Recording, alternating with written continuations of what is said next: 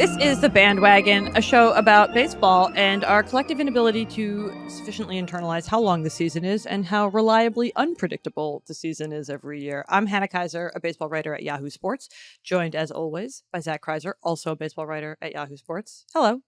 Hello. It's not Tuesday. It is a Thursday, and that is because Tuesday was July 4th, and next week is the All-Star break, so we are going to do a special episode.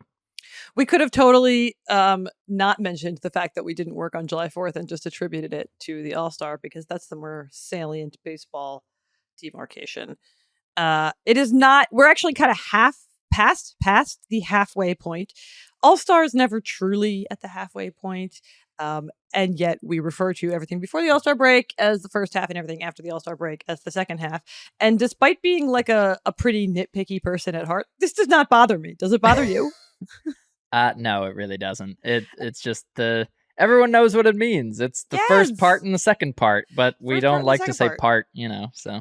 But we're going to adhere to that then. We're not going to bother to be like, well, actually, some teams have played 84 games or whatever. It is, you know what? I was looking for All-Star breaks of yonder. What was that? Of your. I was looking for not the All-Star breaks over there. The All-Star breaks of the past. Back then. Yes. I was looking for past All-Star breaks just for the sake of understanding what various teams were doing at the midway point, colloquially speaking. And it moves around a lot. That's not interesting. It just does. It moves around a lot. Well, the start of the season has moved around quite a bit because they especially couldn't decide. Lately. The lockout, and then they couldn't decide if they wanted to start in late March or just all at one day. Yeah, no, yes, it moves. That's the most boring logistical pedantic way to say that this will be the episode in which we kind of take stock of the first half. We are not going to podcast again before All-Star because All-Star doesn't really need to be previewed. It's much more fun to tell you what the experience was like than to be like, who do you think will win? The American League. The American League will probably win. They always win. So this is our last podcast before the All-Star break. You and I are both leaving for Seattle tomorrow. That's Friday. We will be doing All-Star-y things for the next couple of days. And then we will next podcast immediately after All-Star. We're going to record Wednesday morning before we leave Seattle. So all of the sort of experiential stuff is fresh in our mind. And by that, I mean, you will probably be hungover and I will not because I don't drink all that much, but I will be tired.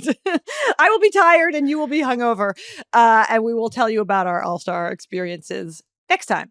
Okay, so basically everything we're doing this episode is reflective of the near and not so near, but mostly near because recency bias passed. So there's not a ton of newsy banter we need to get to. However, there is some very important newsy banter that we need to get to because the best player in baseball is out with a hamate injury. The former best player in baseball who's been usurped by his own teammate. Mike Trout broke his hamate bone, which is a little bone in your wrist that hitters break kind of frequently. He broke it just swinging, though, which feels bad.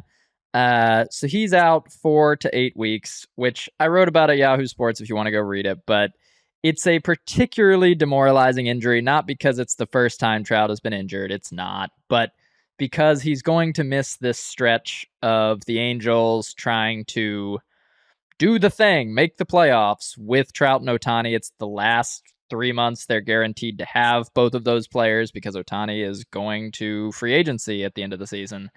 And Trout's going to miss most of that, which is just depressing because even if the good thing happens and the Angels make the playoffs, there will be the weird, but Trout didn't help them do it thing. Because baseball, that's how baseball works. Sometimes Ronald Acuna Jr. is out and the Braves win the World Series. It just doesn't always make sense, and when we try to make sense of it, we end up kind of putting too much weight on, say, the most famous player on the team or the most famous players on the team, and it just doesn't feel good to see Trout on the sideline for that part of the season. I read your story. It bummed me out. That was the goal. I also read Tom Verducci's version of this over at SI, and it touched on all the same sort of emotional pressure points, but it included this stat that I hadn't sort of internalized or thought about or maybe noticed, but that with Trout and Ohtani as teammates for the past 6 years, the Angels, in addition to, never making the playoffs, which you knew, and being 50 games under 500, which maybe you didn't know, but you could kind of tell from that first point. They also have never had Trout and Ohtani both play 120 games in the same season. And that, even though it is also, I guess, sort of causational or related to or correlated to those first 2 points, really did surprise me, just because it's like the sense we have is that that Trout and Ohtani have failed to carry the Angels over the finish line. But what's really happened is that they have yet to maximize Trout and Ohtani at the right same times enough, in addition to sort of maximizing what's happening around them, which is like what you are always writing about and what people are always sort of talking about in baseball, which is like the other people matter too. But it's not just that. It's not like Trout and Ohtani have been it's not every season of the Angels is not the Tungsten Arm O'Doyle tweet where Trout and Ohtani are both going off doing incredible historic things and everybody else around them is failing. Often what is actually happening, or when we look back on this time, what we'll maybe notice is that it's really tough to get them both healthy on the field, playing to the best of their ability at the same time, and also sort of have these necessary supporting pieces around them, which is also a bummer. I think something I realized looking back at this, I was trying to figure out how many years running that the Angels have continuously had the best player in baseball consensus-wise. Oh. And it's tricky a little bit because Trout didn't assume the consensus best player in baseball status immediately, even though he was the best player in baseball starting in 2012. And something that stands out is the Angels had the consensus best player in baseball going into 2012. It was just Albert Pujols. Oh. And that is a weird... That kind of illustrates the whole point that Trout and Ohtani are now living, which is aging happens, and peak Trout actually hasn't really played with... Peak Ohtani and peak Trout have not overlapped. Exactly. Trout is still amazing. He's still a top, this year, which is his worst year, he's still been a top 15 player in baseball by either WAR you want to use. But he hasn't been a top 2 player in baseball the past few years when Ohtani has been. So it's tough to build a team around 2 main stars because they aren't going to be the tippy top of themselves at the same time, most likely. Right. Pick your tragedy. Is it more tragic if you think they've both been, otherworldly demigods and everybody else has just been dragging them down? Or is it more tragic to think they can't get their demigodness to align? We will come back to the Angels at the very end of our kind of looking ahead section. Do you want to also say the Dodgers dealing with a lot of injuries? Yeah, the Dodgers pitching staff, they just got Julio Urias back, so that's helpful. But pretty much everyone else you thought was going to pitch for the Dodgers is hurt. The most notable, Clayton Kershaw, is on the IL right now with kind of a smushy, I don't know what to call it, shoulder issue. I think it's just being called inflammation. So he's been the Dodgers' best pitcher, which is not a particularly new phenomenon. He's been their most consistently healthy pitcher this year so far, which is a pretty new phenomenon. But now he's hurt too, and they are rolling out just the entire AAA team from, Emmett Sheehan, Bobby Miller, Gavin Stone. The Dodgers have the best pitching staff that could do this, so it's not like, woe be the Dodgers. They're probably going to be fine because these guys are still pretty good. But when you start a lot of young pitchers who are just making their first go at the major leagues, you're going to have some inconsistency. So expect the Dodgers lineup to have to carry a little bit more of the weight for a little while. Which it's a lineup that can. I mean, Freddie Freeman, they can do that, and Mookie Betts have both been great. But yeah, the Dodgers have They had the lowest team ERA in baseball last year. I didn't look further back, but now thinking about it, they probably had the lowest team ERA, or at least one of the lowest the last couple of years. This year, they're 23rd. That's the whole pitching staff, not just the starting rotation. So that's worse. 7 different members of their starting pitching staff have spent time on the IL, including as you just mentioned, he came back. Tony Gonsolin missed the first month of the season. Noah Syndergaard wasn't great, but also he's on the IL. Dustin May, did you mention him along with Clayton Kershaw? I did not mention Dustin May. That's the other big one. That's because he's out till like middle of 2024. Yeah. So and they haven't really gotten a lot out of him. Walker Buehler is still out. Yeah, it's not great. I was this is again where it's like pleasantly surprised only because I was also disappointed. Like I didn't notice how good a year Clayton Kershaw was having until a really you don't know what you got till it's gone moment there. Me and Clayton Kershaw. I was like, oh wow. Oh, okay. Yeah. So that's that. We are going to do some sort of like kind of awards, kind of just like main character mentions, our picks, that kind of thing. First half yearbook. But first, we're going to do a first half game. Would you like to play a game? I think I have to play a game. You do have to play a game. And it's about the first half. But I tried to pick things that I didn't think you had looked up whilst preparing for the rest of this podcast. Let's see how well I did that. Okay. So this is just 10 random questions. It might be more than that because you know how I like to do. There's a lot of bonus points. Multi-part. Yep. Yeah. But about the first half, let's start with the team with the highest attendance so far this season. Ooh, this has a bunch of factors involved because it's not just capacity, it's how big the stadium is too. Give me the Atlanta Braves. No, although that's an excellent pick. It is the Los Angeles Dodgers. They are they are riding high off their consistent contention. Okay. Team with the biggest jump in attendance this year. This one makes sense if you think about it. Think holistically. The biggest jump in attendance.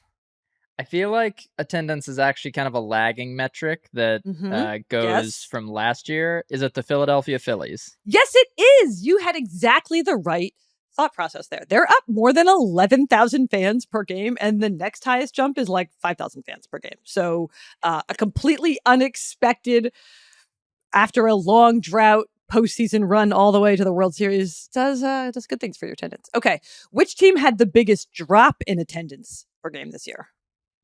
Ooh, biggest drop in attendance. Let's go. It's because they're bad. Yeah, I figured it was because they were bad. How about the Washington Nationals? No, the Chicago White Sox. Washington Nationals fans are already sad. They were already checked out. It actually is like weirdly sad to me that this was the year that White Sox fans gave up on them. You know what I mean? Like, it's like, they're like, you fool me twice. Shame on you. But I will not be showing up for this however many years into this attempted rebuild we are. All right. This is like a little bit tricksy, but you'll be able to get it because you know the difference between B-War and F-War. I do. One of the Reds rookies has the highest baseball reference WAR of any player who debuted this year. Who is it? Reds rookies highest baseball reference WAR of any player who debuted this year. Yes. I think it's Matt McClain. Oh, Matt McClain is on Fangraphs, the highest player who debuted this year. Andrew Abbott, the pitcher with he's already there? He's already there! It's crazy. I mean, Baseball Reference WAR really leans heavily on like pitching metrics in a way that Fangraphs WAR does not. But yeah, Andrew Abbott. He debuted in like June. Well, he's got a lot of Baseball Reference WAR. Okay, good for Andrew Abbott. This is an easier one. Which rookie, not necessarily debuting this year, has the highest Fangraphs WAR? Corbin Carroll. Yes, that is correct. Just checking. All right. Which team has the most pitcher pitch time violations? Pitcher pitch time violations. This one, so interesting to me. I will be writing about this in the second half. Oh, yeah? Okay. I was like, what? I have questions. I'll go with the Mets. The Tampa Bay Rays. I need to know, are they just fucking up, or did they realize that the math says it's better to get the pitch timer violation and rest your pitcher? Like, what is this? There's no way they think that, but are they doing a thing, or are they just messing up? I need to know. I think they're just messing up, but I will say the Rays were the team most associated with the realization that if you take longer between pitches, you can get a little velocity boost. But, they realized that like a decade ago. So I don't think they're trying to give away strikes, especially considering their prioritization of getting the first strike. True. I don't think they're doing this on purpose, but it would not surprise me if they had just built up such a habit of taking a while between pitches that they are having a tough time adjusting. Bonus point. Do you remember who committed the first pitch clock violation of the year? I remember who committed the first one in spring training, which was Manny Machado. He's having a great year on the mound. Was it Shane McClanahan? No, it is Marcus Stroman. Not on the Rays, just the guy who not on the Rays. first one. No. Okay, this was a more fun question until I updated it today. Which Good. team has the most batter pitch time violations? It makes no sense. You're just going to have to guess. There's no real rhyme or reason to this one. The Blue Jays. The Marlins. Until yesterday, it was the Mets. And I was like, oh. That tracks. That tracks. Yeah. Which team has the most stolen bases? Ooh, it has been the Rays for most of the year. I'm going to go with the Rays still.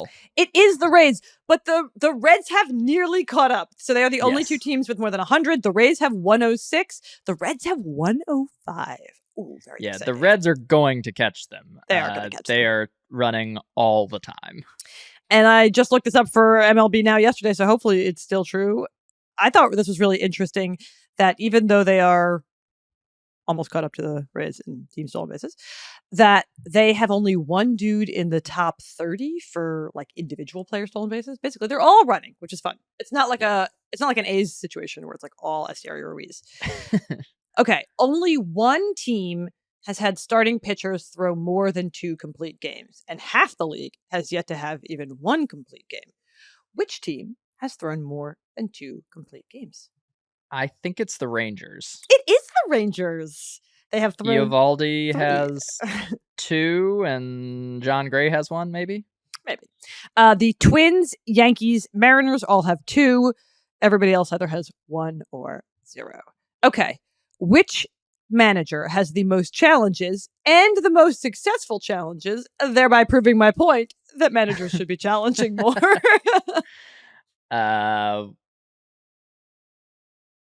Is it just Kevin Cash and the Rays? It's very close to Kevin Cash and the Rays. He's doing a great job. Congrats to Kevin Cash. It's Gabe Kapler and the San Francisco Giants. That was next on the list. Congrats to you, Gabe Kapler and the San Francisco Giants, for listening to my podcast, I assume, or reading my content. I write about it. I've also mentioned we have a category, spoiler alert, later called Manager Doing the Most, and Gabe Kapler is not going to be the winner for either of us. I don't think, but he's a great contender at all times. Okay, only one team has a negative WAR for their lineup. Which team is it? It's the A's lineup actually has not been bad. Great job avoiding the pitfall. I think it's the Royals. It is the Rockies. Oh, Colorado. Okay, that feels Rockies. Like a park adjustment problem. I mean, it might be, but it was really striking. Yeah. The Royals and Tigers lineups are both very, very bad. Do you feel like you reflected on the first half? Do you feel like you got the vibes? I think I got some of the vibes. I had a tough time preparing for some of our awards, but I think I've got the vibes. I don't think the test score is going to show me doing that well, though. No, you did a good job. Producer John, how did Zach do on our first half reflections quiz? Zach missed the bonus question and went 4 of 11 on the other questions. You know what? Not bad.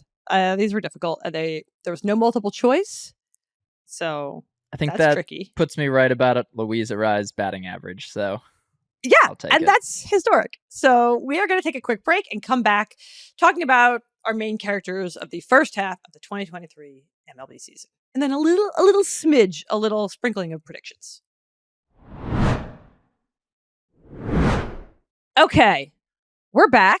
We were like, yeah, first half, we're going to reflect on it. We're going to do awards. We're going to do superlatives. We're going to do storylines. And then we kind of just smooshed all of that into one and came up with like some categories.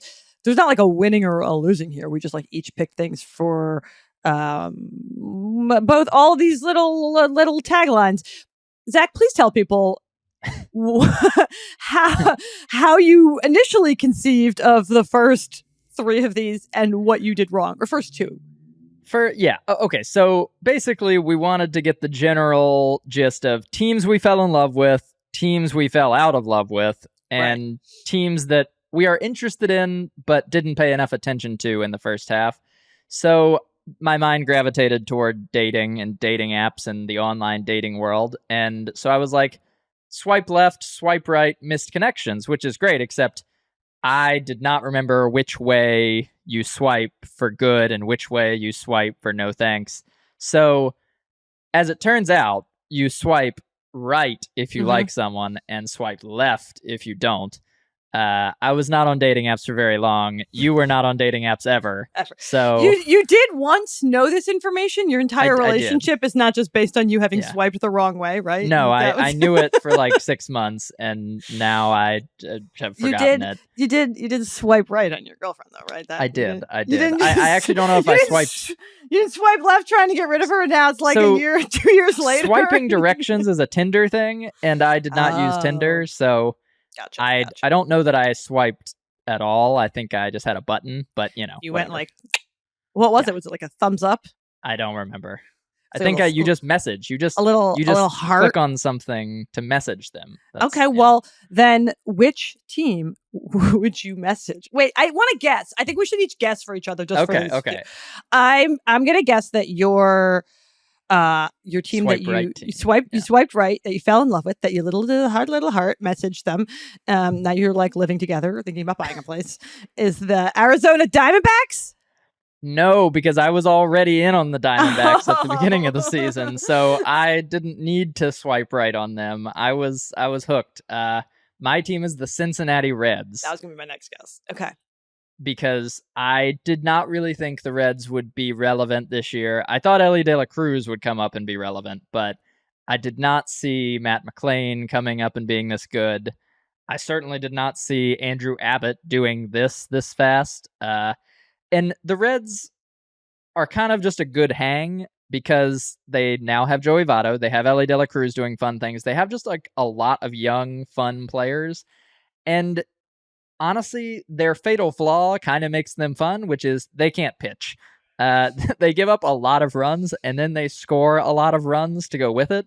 So watching their games is, it's like the best kind of football game where it's like 47-45 and everyone's freaking out at all times.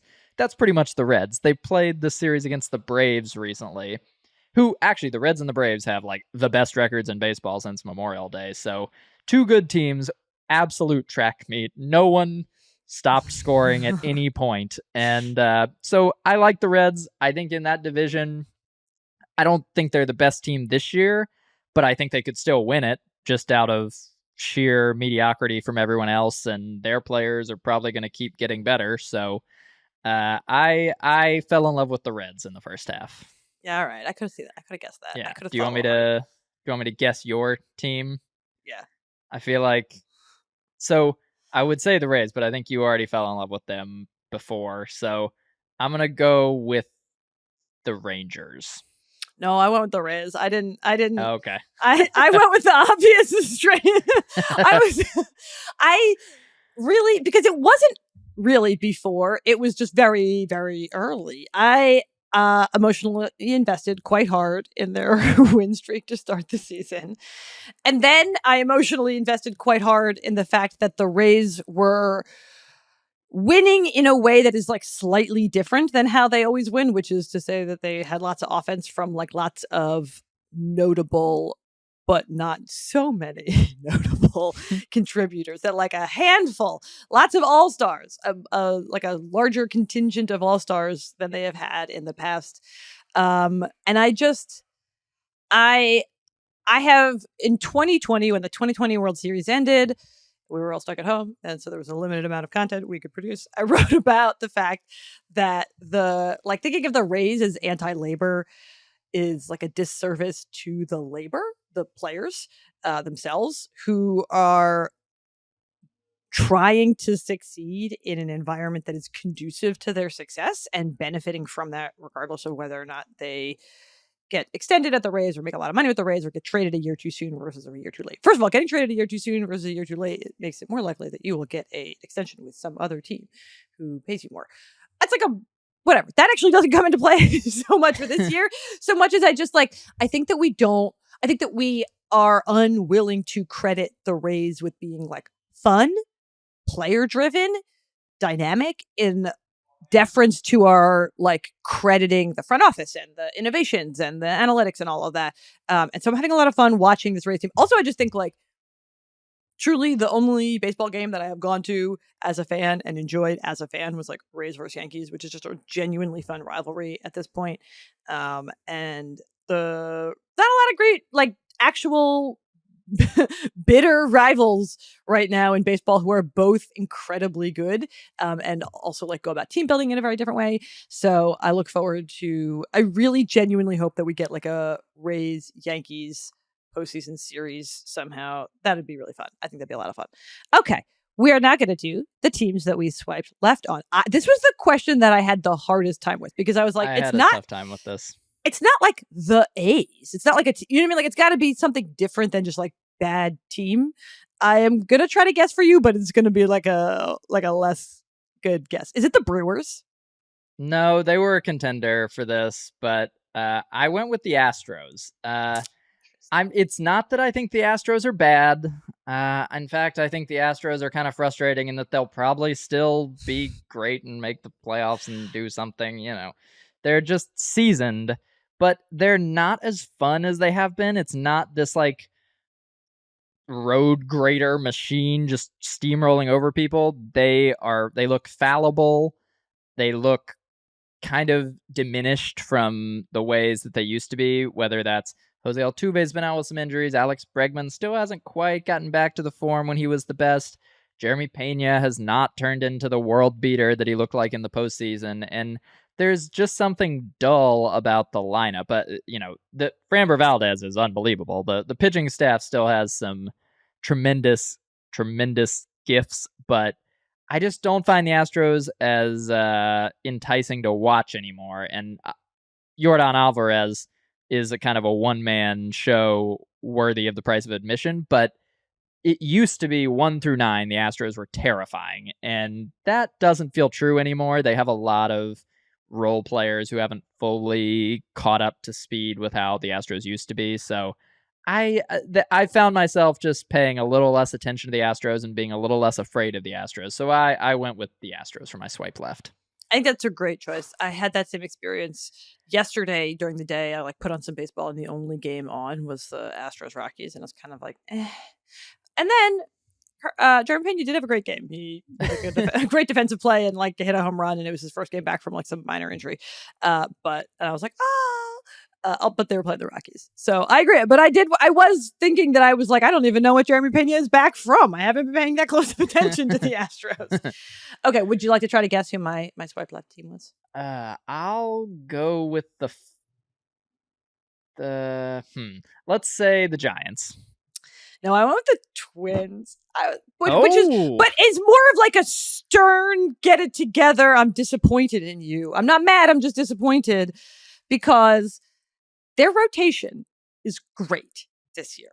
They I closed their roster resource page, but they are first, I remember, in ERA and team ERA. That's not a stat we love to cite, so I was going to try to pull another one up, but that's fine for a team level, I think. That's pretty good. Yeah. Also first in whip, second in walks per 9, third in strikeouts, first in hits, 7th in home runs. You're going to get some home runs. But anyway, the rotation is great. And last year, they had no rotation. Like, literally, they had no pitchers. There was no one standing around. They were just putting it on a tee, getting guys a tee off. Yeah, the Twins are weird. I looked something up about them in consideration for another category that I did not pick them in. If I give you 10 guesses, you will not get their top position player in WAR. And this is not a site thing. This is the same on both sites. Their top position player in WAR this year. Guess away. You won't get him. Oh, God. Donovan Solano? Wow, that was a deep cut, but that's still not the answer. Who is it? Willie Castro. Oh, I was not going to guess that, even if you gave me a second he's just guess. like a utility player who's popped into second base some. Just unbelievably bad performance by all their hitters. I mean, part of this is Byron Buxton's not playing the field. Yes. So Byron Buxton is not playing the field because they're trying to keep him healthy. They're like, he's just going to DH because we got to have Byron Buxton playing. It's more important to have him playing half the time than not playing at all. He's got a 110 WRC plus. It's like his worst year since 2020. Like he's just not, or 2018. Sorry, before he's just not. It's like, well, then I guess let him play the field. Like they've taken one of the most fun, dynamic, if made of porcelain players, and limited what they're allowing him to do to achieve mediocre results. And it's like a real bummer. And Correa is not injured, but not good. He's got a 96 WRC plus, which is his worst by a long shot. Like it's just like a massive bummer that they're suddenly that they made the moves. The thing that I've always said that I liked about the Twins the last couple of years is that they're like in a non-Colorado Rockies way and non-Chicago White Sox way, although maybe kind of like the Chicago White Sox. They've been unwilling to give up. They're kind of like, you know what? We think we can tinker with what happened last year, address the flaws, get back to the postseason. And that was why they went after Correa last year. And that was why they went after Correa again this year. But it's also why they added a lot of pitching this year. They were like, hey, all of our pitchers we didn't have pitching depth last year. And we had we just could have done it. And now they did that, and the pitching is great, and Joe Ryan is a lot of fun, and Pablo Lopez. I love the Pablo Lopez-Luis Arraez trade working out for everyone involved. That's very cool. And then they're in first. They're in first. And, Sonny Gray has been incredible. Sonny Gray? He's a low-key, pick your guy. Chris Bassett, Nathan Eovaldi, mid-30s guy who's going to secretly be one of the best free agents after the season. That's Sonny Gray. He's having a crazy good season. Yes. And the Twins have one of the more surprising half teams of the year where it's like, they can pitch and they can't hit. It's like, that's the team that signed Correa, right? It's like, yes, it is. And the team that was the Bombas squad not that long ago. But it's also just even though, yes, they are in first and they are the only AL Central team currently over 500, they're just bad vibes. Like they didn't let the media in the clubhouse after a recent game, and manager Rocco Baldelli just teed off on his own lineup, just shitting on how bad they've been. It's just the vibes are bad. The vibes are bad in Minnesota. And if only because the AL Central looks so winnable, I want them to be something other than an example of how bad the AL Central is. I think they could surge because they have so many guys playing below their potential in the lineup. And I don't think the rotation may not stay this good, but I don't think it's inherently going to collapse. So they could turn out to be a pretty solid playoff team. I just, that team is weird. That's why I'm choosing them for my stern talking to, because I want them to pull it together. Pull it together, boys. All right. I'm not going to try to guess your misconnection team. No, we can go faster. What is a team you intend to watch more of in the second half? The Toronto Blue Jays. I don't understand the Blue Jays in that every year they look great, and then something goes just completely haywire that shouldn't have. This year, they fixed Jose Barrios, who has been broken since the moment they got him, and then Alek Manoah went completely off the deep end. I just don't get it. I don't like. It's like there is a jar that is full, and every time they put a new thing in, something else falls out, and they can't get it together. I think the Blue Jays should be really good, and so I'm gonna watch and see what happens. I mean, Bo Bichette would be a much bigger story if Luis Ariz didn't exist. He's hitting like crazy. Vlad kind of had a power outage and is coming back around. Matt Chapman's one of the better pending free agents. Kevin Kiermaier's been great for them. Kevin Kiermaier has been great for them. He's making highlight catch. So I just want to watch the Blue Jays more, and I feel like the second half might be better than the first half. So put me down as watching some more Blue Jays games in the second half. I hope I did not tell the story on the podcast already, but I was in Toronto very, very, very early. This was back when the Rays had yet to lose a game, and I was there to see if they would lose a game, and the Rays were back. They were in Toronto. So Kevin Kiermaier spoke about being in Toronto versus being in Tampa, where he had spent his whole career, and just generally about Kevin Kiermaier, which is Kevin Kiermaier's favorite topic. and Kevin Kiermaier said the truest thing I've ever seen or heard a baseball player say, which was he was explaining why he was like leaning so hard into his new Canadian surroundings, his new Canadian fans, his new Canadian way of life. He was like, I'm going to learn the Canadian anthem. And then he was like, I just love to be loved. And I was like, oh, buddy, yes, you do. You really do. And he makes being a suck up look really good. I mean, that's like the nicest way possible, with all due respect. And it is due a lot of respect because not enough players do suck up to their new fan bases. And I love it. It's like the Bryce Harper and Philly thing. Like, it's just like, I love it. I love it. Bryce versus Kevin Kiermaier for MLB suck up champion. It's amazing. It's such a good way to be. And he's playing really well, which is like obviously a huge part of it. But like Kevin Kiermaier is like a fun, dynamic player. Like it is an enjoyable when Kevin Kiermaier is good enough in the rest of his game to kind of like justify the incredible outfield defense that he brings, and also just his whole aesthetic vibe situation. Who's your team? You're going to like completely disagree because you're going to say, no, they're not going to sustain it. If you missed the first half, you missed it. But I intend to watch some Marlins games. Some Marlins games. I will save my Marlins rant for the lightning round. I know. You don't believe I think you might have missed it. I think I might have missed it. But I have not watched a single Yuri Perez start, and that I should have. I hope I haven't missed that. Even if I've missed the Luis Ariz thing. First of all, I don't think I totally have, because they have 73.4% postseason odds, which is 6th in Major League Baseball. So even if Luis Ariz does not hit 400, I should still watch them, so I know who's on the team when they are in the postseason, other than Luis Ariz and Yuri Perez. I know that their pitching is very good, but also that Sandy Alcantara has not quite returned to form, and I would like to reconcile those two facts in my head. I also know, this is thanks to the research team at MLB Network, and it's also a day old because this is what they said yesterday, but I thought it was interesting enough that I am trotting it out. Everybody cites their negative run differential as an example of why the Marlins are going to fall apart and why they're not real. However, that is almost entirely because the Braves are quite good. They have a negative 54 run differential versus the Braves, and a positive 46 run differential versus the rest of the major, which at least they did yesterday. So to that I say, do I think they're going to win the division?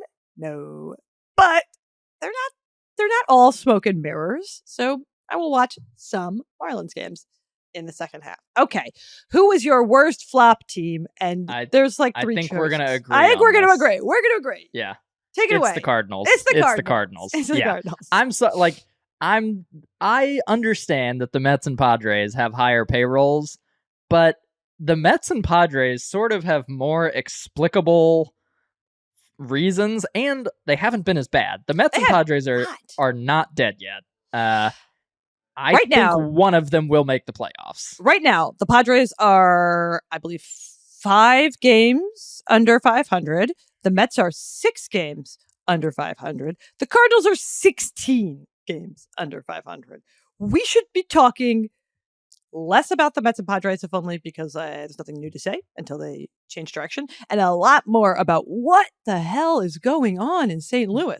The Cardinals reached rock bottom in April, then got out like a drill and have kept going to the Earth's core. I mean, last night they had an easy second out in the ninth inning up by 1 that against the Marlins that Jordan Hicks fielded a routine comebacker, double clutched, and like threw it into the first base stands. That throw was so bad that Paul Goldschmidt at first base did not even lift his glove over his shoulder. He just stayed looking at Jordan Hicks. Well, like, why did you throw it there, sir? That's like, made no move. Jordan Hicks threw the ball ostensibly to first base, and the first baseman was just like, that's not going to work, and made no move for it.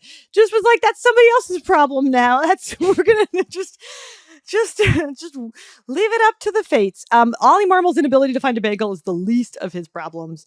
I cannot believe that, like, the sort of, oh, is Ollie Marmol creating bad vibes? This is an interesting handling of various like interplayer dynamics within the clubhouse of the first few weeks of the season has given way to just like, it's all bad. I don't even know, guys. Like, you know what I mean? Like, it's like, that was sort of like, I think you said at the time, if they go on to have a fine season, it'll be like forgotten. And if not, it'll be like, oh gosh, yeah, there's some bad alchemy happening in that clubhouse. Man, Adam Wainwright should have retired last year. Yeah. Adam Wainwright seems like a great, fun guy. So this is just sort of depressing on his end, but he is done. It looks bad. All last year, everybody was like, goodbye, Yachty. Goodbye, Pujols. Goodbye, Adam. And he was like, no, I shall be back. And that was a mistake. We all do it. It's held on too long. It would have been more fun if he had gone out last year. For him. I don't care. I'm fine that he's still playing baseball. He's hanging with his boys. All right. We'll maybe talk about them again if they continue to be terrible. I don't think they're going to get better. I am genuinely intrigued to see whether or not the Cardinals under Mizalok that's their current general manager, Pobo? President of baseball. Pobo. Under John Mizalok, can they stomach a sell-off? Because they never have had to under him. And I don't know that they know how to do it. We will find out. All right. This was your selection. I gotta know. You said like you wanted us to name our baseball reference player page we visited most often. I said that sounds fun. Is this something that we can actually measure, or are we just taking a guess at it? Not without like hacking baseball reference, which I don't intend to do. I did like I searched my own history. Mm-hmm. So I had like a general. Did that help? I think I just scrolled, and then what I learned was that I mostly look at the miscellaneous page. Oh, okay. Well, I think this player is actually my answer, both in terms of one I was most interested in and the one I visit the most, and I'll tell you the very stupid logistical reason for why it's the most visited afterward. But Ronald Acuna Jr. on the Braves is, Ohtani is Ohtani, and he's incredible and ridiculous, but in terms of like conventional baseball players, Acuna is having one of the most interesting seasons of the past decade, maybe longer. Jason Stark wrote about how he might found the 40-75 club for 40 homers and 75 steals, which is just not a thing. No one's ever done that before. He has 40 steals already, and he's probably hitting for less power than we maybe thought, but he's clearly the National League MVP right now. Yeah.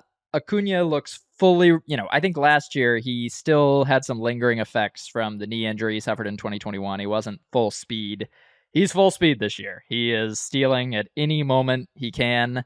He's done this thing 3 or 4 times now where there's like a slight defensive positioning shift that takes the third baseman away from third base. And so he just walks to third base while the pitcher's standing on the mound. Like, it's barely a steal, but it counts as a steal. He just takes it. It's just, that's mine now. He is unbelievably entertaining to watch right now, and assuming he stays healthy, he's going to win MVP. I mean, this is his coronation season, which has seemingly been coming for a while. So he's both the one I'm most interested in, and also I don't know how to do the tilde on the N on the keyboard, so I always copy and paste his name from Baseball Reference, Yes. and you kind of have to write about him a lot. So yeah. I did not think until right now about how some of these are going to start to overlap. Not because that was my answer to this one, but because it's my answer to a later one. I guessed 2 different players for this. One, Julio Rodriguez, specifically because I went to a lot of Julio Rodriguez's different little sub pages because I was writing about the Mariners recently, and I was trying to look at how their mediocrity this year in the first half and their mediocrity in the first half last year, but then their resurgence in the second half last year and their win streak last year, like how all of the Mariners-ness over the past season and a half corresponds to Julio himself and how his sort of various performances have ebbed and flowed. Mostly flowed, and then most recently kind of ebbed, and then flowed again. So I looked at a lot of his sub pages, his splits, if you will. That's a great ocean metaphor for the Mariners. Anyway, carry on. Ooh, and then also the other one, which I think is actually the answer, but I don't have a good explanation, so putting it second, is Max Scherzer. I look at Max Scherzer's page all the time. I make appearances on SNY, the Mets, the Mets TV network. Not technically affiliated, a little bit affiliated. Not owned by the same people, owned by the Mets. Still, whatever. My point is, I do have to talk about the Mets a lot, and so frequently I'm being asked things like, Max Scherzer, is he back? But also, I just think Max. I look at his page a lot because his career is very long, and so I have been looking at a lot of things like, is he worse the third time through the order this year than ever? Is he worse later in games? And like, where is the success and failure coming from this year in relation to what we already know is like a Hall of Fame career? I feel like that's a big part of like, I look at a lot of Fangraphs stuff. It's like if I'm ranking anything, it's Fangraphs. If I'm just trying to get like the sense of a player, it's Statcast. But like Baseball Reference is for when I'm like, this guy had a really long career and I don't remember it all, so I need to know, like, can I say this is his worst start in 10 years? You know what I mean? Like that kind of thing. Yeah. I will say the other reason I love Acuna's Baseball Reference page specifically is Baseball Reference is great at giving you the stats that have been around forever, the black ink of like, does he have more steals? And yes. Acuna is great by the conventional fun. He has a lot of homers and a lot of steals. That's the deal. He is the baseball card superstar.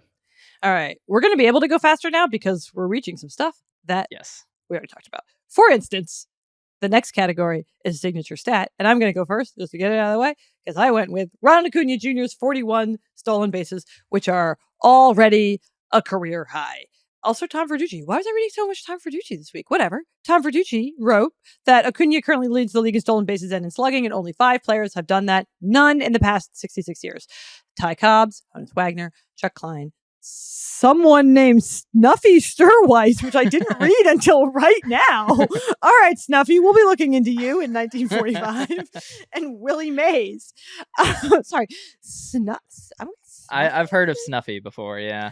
Should I have heard of this man? Is that his real I don't name? know. You should have heard of him, but his name is George. Okay. All right. So George also did this once. Why do they call him Snuffy? Should we petition to rename like Ozzy? Well, no, Ozzy already has a fun name. Let's rename Austin Riley like Snickerdoodle Riley. This feels like the Snuffy sounds like a rejected Snow White dwarf. Like so I saw some people on Twitter, the Cespedes Barbecue Boys, I believe also Mike Petriello, pointing out that Ronald Acuna Jr. has also like slashed his strikeout rate in half this year, and maybe that would have been a more telling stat in terms of like things you didn't know that Ronald Acuna Jr. is doing well this year. But I just thought that having a career high in stolen bases before the All-Star break, that's my favorite. That's good. That's my favorite. Okay, what's yours? My signature stat is also something we sort of touched on. The Tampa Bay Rays, who are either the best team or the second best team in baseball, depending on the day, against the Braves. The Rays have 8 qualified hitters who have better than average batting lines by OPS plus, who have not been All-Stars before. Some of them are All-Stars as of next week, but they have not been All-Stars yet. The only qualified batter in their lineup who has been an All-Star is Brandon Lau, who frankly hasn't been that good.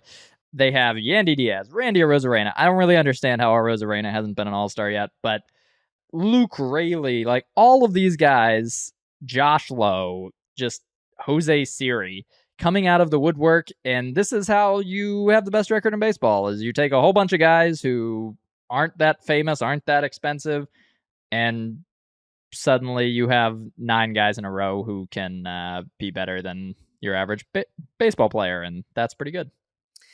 Did you leave off Wander Franco for a reason? Does he not have above average? No, he does. Okay, he just didn't fit the vibe because he is famous. Oh, okay. I appreciate you taking some of the Rays love. All right. We've come to the last of our awards that we are giving out, which is manager doing the most. Mm-hmm. Zach, who is your manager who's doing the most?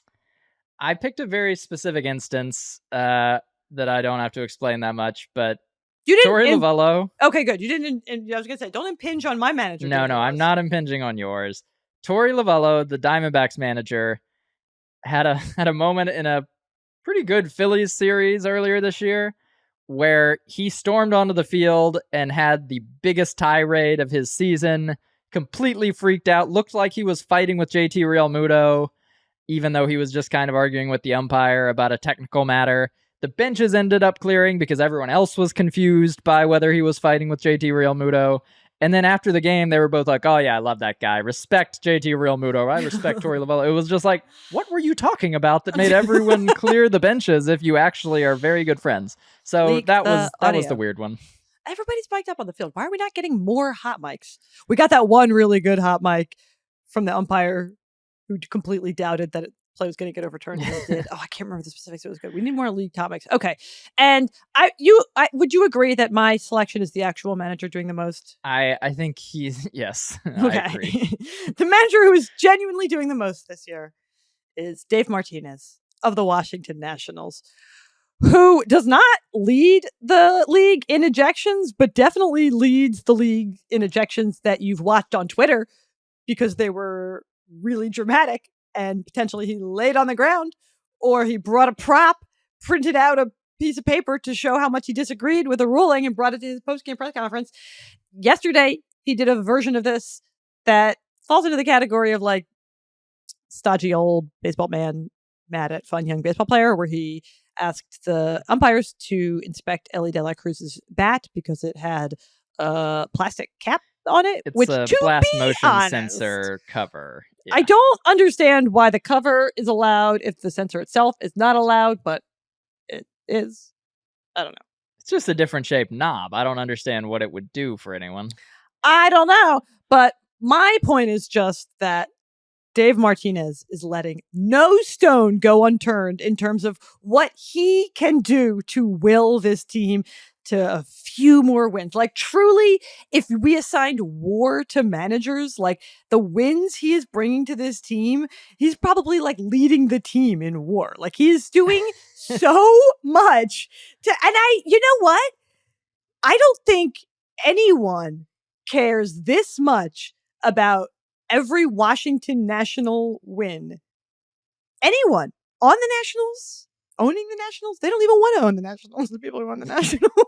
Like, no one wants the Nationals to win each individual game as much as Dave Martinez does. He's doing the most, and I applaud him for that. Truly, he should win Manager of the Year for the amount of emotional intensity he's able to derive from watching that team go, gosh, what is their record? 34 and 52. Terrible? That's the weird part. They're kind of just garden variety bad. Yeah. They're fine. They're doing exactly what they should be doing. Like, Lane Thomas is going to get traded for something at the deadline, which is not a sentence I thought I'd ever say. And he's just kind of pushing for every run like it's the end of the world. To be clear, I mean this with not just all due respect, but even more due than is due. Respect to Dave Martinez. Like, genuinely, this is a man who won the World Series less than 4 years ago. I can do that. Less than 4 years ago, won the World Series. And yet here he is just like fighting for every inch for this last place team. And I think like, I genuinely think he's like doing a thing, which is like instilling in these very young players who he hopes could potentially coalesce into like a core that can contend. He's instilling in them like this is the veteran who hustles down the line on a routine ground out. He's doing the manager version of that. Right. You know what I mean? Like, he's like, you take no outs off in this game.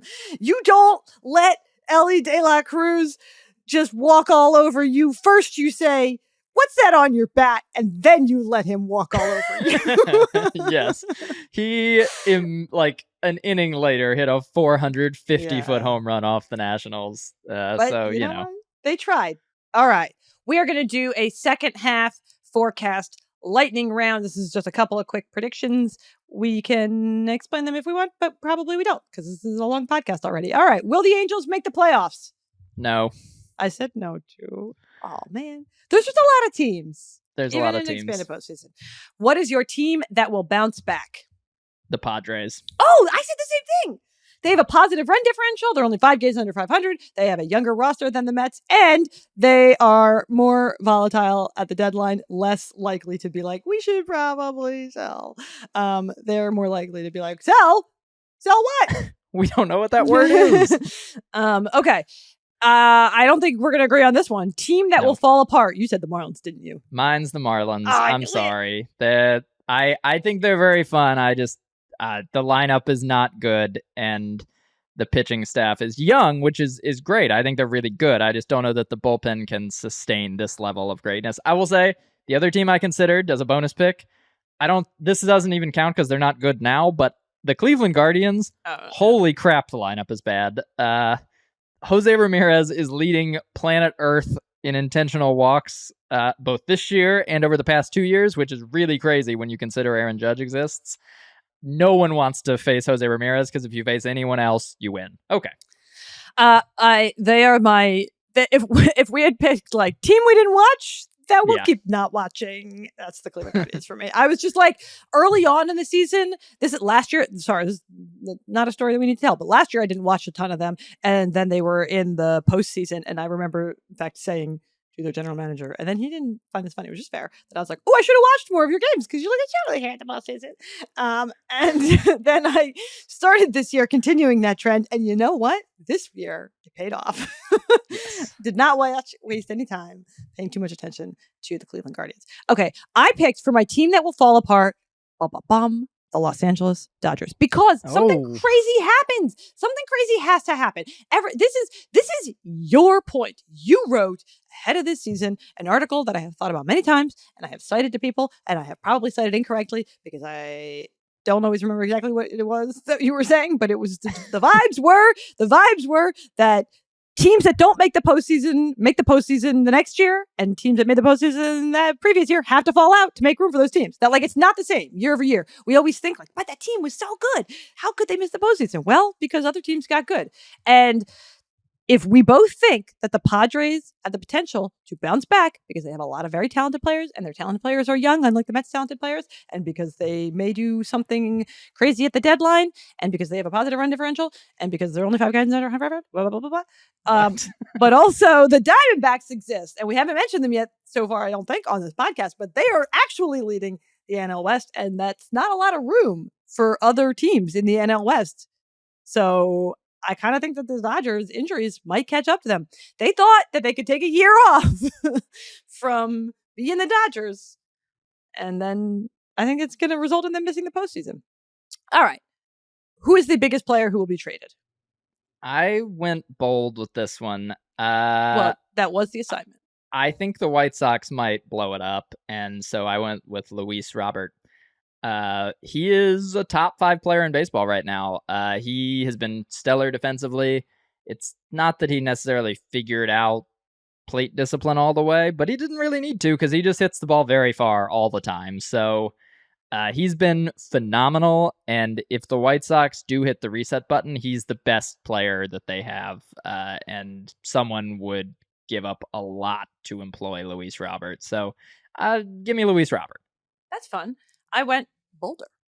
I went Max Scherzer. Is that Boulder? I actually don't know. Hard I think to Max say. Scherzer is going to get traded. Here is the thing. Both Max Scherzer and Justin Verlander have no trade clauses, but I think the Mets are going to sell. I think the Mets are going to sell because I like looking at the decision makers. So the combo of Peter Seidler and AJ Preller and versus for the Padres versus Steve Cohen and Billy Epler for the Mets. I think that Steve Cohen and Billy Epler of the Mets are more likely to land on the side of the probabilities Cut are our losses. this. Yeah. We should we can future gains versus present, like that kind of thing. They just seem as a combo much more like you gotta stick to the plan. You gotta build this sustainable organization. Like Peter Seidler's pretty openly been like sustainability. Who needs that? And Steve Cohen You know has who been might trade for Max Scherzer? The Padres. Yes. So then I'm thinking about okay, it could be either maybe what are they going to do? They got to move some of these old players, but people who they will actually get something for. And that's going to be either Max Scherzer or Justin Verlander, or and they're not going to trade Kodai Senga or whatever. And maybe they'll also trade Mark Canha, but he's not the biggest name. I think that Justin Verlander is less likely to waive his no trade clause because I think Justin Verlander is on a slightly, specific to the Mets, he's a year behind, if that makes sense. I could see Max Scherzer being must win now. And I could see Justin Verlander being you know what, I'm going to take a chance on next year's Mets. So I think it's going to end up being Max Scherzer, who's traded at the deadline. And you know what? If he goes back to San Diego, not back to San Diego, goes to San Diego after he didn't go to San Diego in 2021 when that was reported, and then it wasn't, and he was going to the Dodgers, that would be interesting. That's all. What will happen is everybody will retweet those tweets from 2021 when it was reported that Max Scherzer was going to San Diego, and everyone will be like, psych, it's true now. And it'll be a very confusing deadline, which we don't need because it's already going to be pretty confusing with Twitter in the state that it is. I was going to say, will they retweet them, reskeet them, or rethread them? Skeet? Is that what we're saying? Blue skies or skeets? Skeets? Yeah. Anyway. Oh, God, I hate that. Yeah. All right. And our last question of the combo review preview: will the World Series take place in Houston? No. I said yes. You know what? Until somebody else is flying the AL pennant flag, it's in Houston. I have never been to a World Series that did not start end to end in Houston. And as far as I know, they don't play them anywhere else. I was thinking, should we make this in Texas? And then, it's going to be the Rangers, isn't it? But yeah, Houston. All right. That was fun. We will find out if any of our predictions were right for a long time. And then it'll be the end of the year, the regular season, and we'll have to do postseason previews. So probably we won't ever actually reflect on any of these. We'll just do it privately. I mean, we should do it publicly, but we should do it publicly. I'm predicting that we'll get distracted by the fact that we will also have to preview the postseason at that time. So people on Twitter, get at us on the skeets. Get at us on the skeets to tell us we did a bad job, I guess. Did you bandwagon something for us this week? I half-heartedly bandwagon something. Something about the All-Star Game comes up every year. Yes. Which is that it no longer has stakes. It doesn't necessarily have the oomph that it used to have. You see a lot of players drop out due to injury or load management or whatever. Being on the Astros. And you just wind up with 87 All-Stars on each side, most of whom were not the original All-Stars. And this annoys me as someone who checks Baseball Reference a lot and looks and sees who's been an All-Star, and it's I don't know. I liked Brock Holt on the Red Sox, but I don't think he necessarily won the All-Star title that you have to put in front of his name every time, because he made it as the 17th injury replacement one year. And I would like to separate the Midsummer Classic, which is another word for the All-Star Game, from the All-Star Game. And maybe we can do it NBA style, not with a tournament of teams, which they're starting this year, but with one game that starts out being between just the two best teams. I think the best team in each league should send a starting lineup, 9 players exactly, and the rest of the best players in the league can filter in either through fan voting or the MVPs pick teams, whatever you want to do, and just have a Midsummer Classic game between the best team and the rest of the best. Play once around the Home Run Derby, which is the real attraction, and then we will name the All-Stars at the end of the year to actually have a single list of the best players from the year. MLB sort of has a thing for this called MLB All-Pro that is new and has not, or All MLB, whatever. It has not caught on, and it's not by leagues. I think the All-Star format for recognizing great players is excellent, and I would like it to mean more, which would be better if it were divorced from this exhibition game. That sounds more convoluted, not less. It's all very convoluted. For that reason, I reject it. Here's my counter point, which I will actually be doing quickly, unlike you did, is they should just make it count again. They should just make it count again. You know what, Bud Selig? You were on to something. Let it determine home field in the World Series. You're going to be so mad at this thing. We can fight about it later. But like everybody's like, oh, that's so arbitrary. It's all arbitrary. It's a game. The rules are made up. You can make up a rule that says like, just, yeah, have it count for something. And then maybe people will take it seriously again and actually send the best players. The Astros would definitely go because they're always in the World Series. They would not like let that go by unattended to. So yeah, just have it count again. That was fine. We treat that like it was like a giant collective joke, and it's no more of a joke than the rest of the baseball. All right, that's all we got for you this week because we both have to go pack. I mean, you're not going to pack yet because you're a man. How much do you have to pack? I need to go podcast equipment. That's true. We both have to pack podcast equipment, and I have to pack shoes. And so we'll be in All-Star. We'll be in Seattle starting tomorrow. There's a lot of events. You should follow us on all the social media platforms. All the socials. I haven't committed to which one. Okay, so here's the thing. We are both on Twitter. I am at Hannah R. Keyser. He is at Z Crizer. We're on Instagram. I'm sorry. I'm sorry to say that my Instagram handle is not my name. It is Clever W Panache. Clever with Panache. If you search my name, you'll probably find me. I don't know what your Instagram handle is. I assume it's your name. Okay. It's the same. Z Crizer. Yeah. Z Crizer. Maybe we'll post things there. Then maybe we will post things on Threads, which is related to Instagram in some way that allows you to find us if you found us there. We are also both on Bluesky. Blue Sky, I think. I have not posted anything there yet. I want to only post on one of these platforms.